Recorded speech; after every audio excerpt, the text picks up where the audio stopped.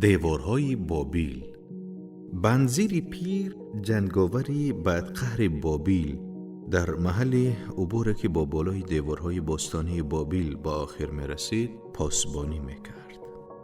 در بالا محافظان جسورانه می جنگیدند تا دیوارها را حفظ کنند. بقای شهر و صدها هزار شهروند آن به آنها بستگی داشت. از آن طرف دیوار صدای خروش ارتش می آمد. صدای نعره های آنها صدای پای هزاران اسب، غرش کرکننده دیشکوب های که پای در پای به دروازه های برنجی می کوبیدند. در خیابان پشت دروازه نیزه اندازها آماده دفاع از درآمدگاه ها در صورت سقوط دروازه ها بودند، ولی تعداد آنها برای انجام آن کار کم بود.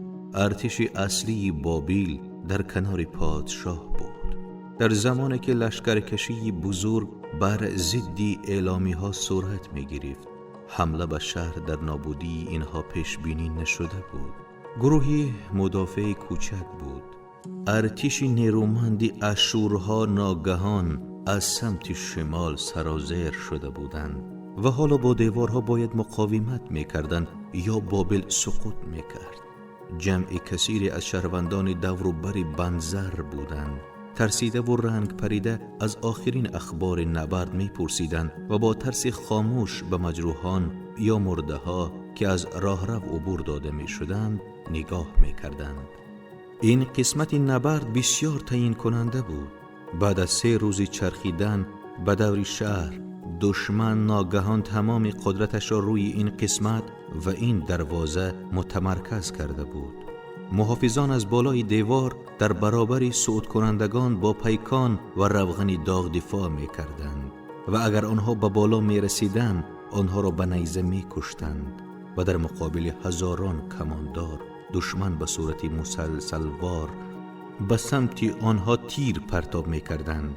بنزری پیر در مناسب ترین نقطه برای انتقال اخبار ایستاده بود.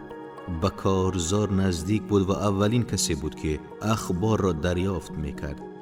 یک بازرگانی سال خورده در حالی که دستانش می لرزید سر و صدا کنان به سمت او آمد. به من بگو. او از بنزر خواهش کرد بگو که آنها نمی توانند به داخل بیایند.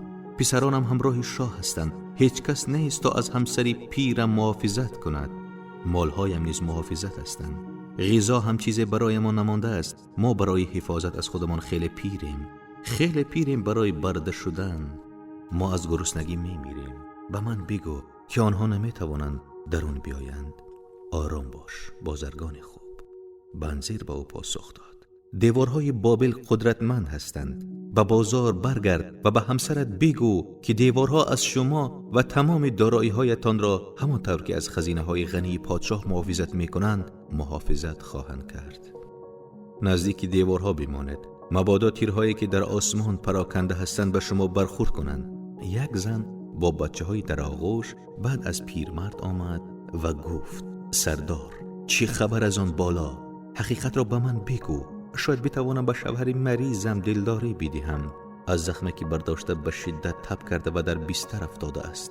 با این حال دائم به سمت زیره و نیزه‌اش می رود تا از من و بچه‌اش محافظت کند. او می گوید اگر دشمنانی کینه‌خواه داخل بیایند وضعیت بی‌ضبط خواهد شد.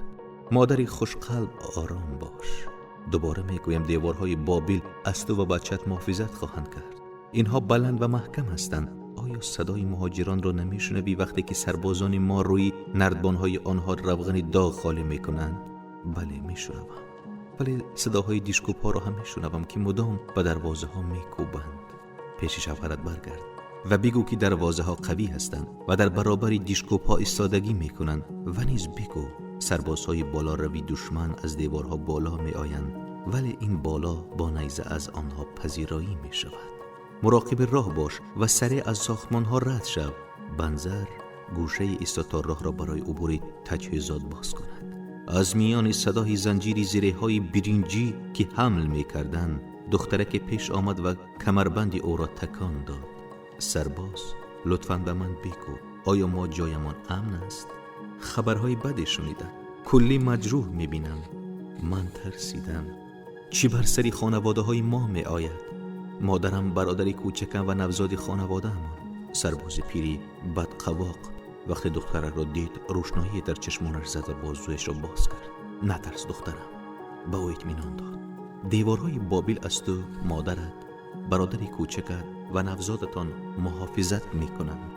ملیکه سمیرامیس اینها را 100 سال پیش برای همچون روزهای ساخته است. اینها هیچگاه خراب نمی شوند.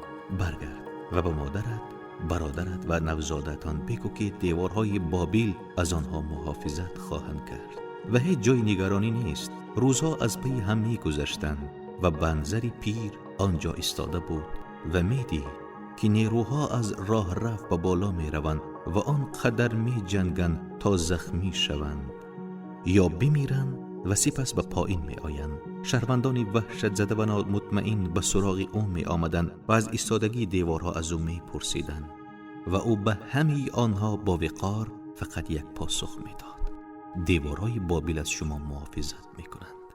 3 هفته و 5 روز از آن حمله خشونت آمیز و وحشتگیری بی سابقه می گذشت. تنگنایی بنظر هر روز حمایت به بستری خون و خاک زخمی ها تبدیل شده بود و جماعتی از سربازان که بی وقت به بالای دیوار می رفتند و لنگان پایین می آمدند.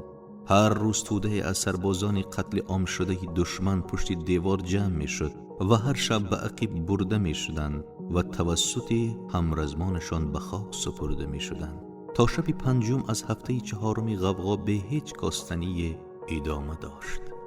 با اولین تابش‌های روز که مرغزار را روشن می کرد، ابر بزرگی از خاک که از متفرق شدن دشمن بلند شده بود، دید فریادی بلند از سمت محافظان برخاست.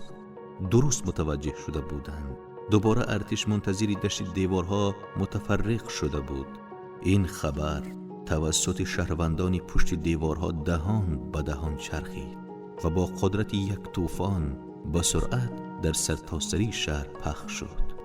مردم از درون خانه ها به بیرون یورش آوردند. خیابان ها از انبوه جمعیت لبریز شده بود. ترس هفته ها ناگهان به شادی تبدیل شد.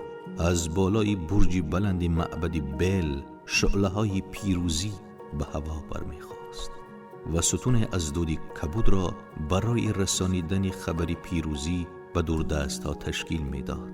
دیوارهای بابل دوباره دشمن یک رو نیرومندی را که قصد تاراج خزینه هایشان و ربودن آن را داشت پس زدند. این چونین میخواستند شهروندانشان را برده خود سازند.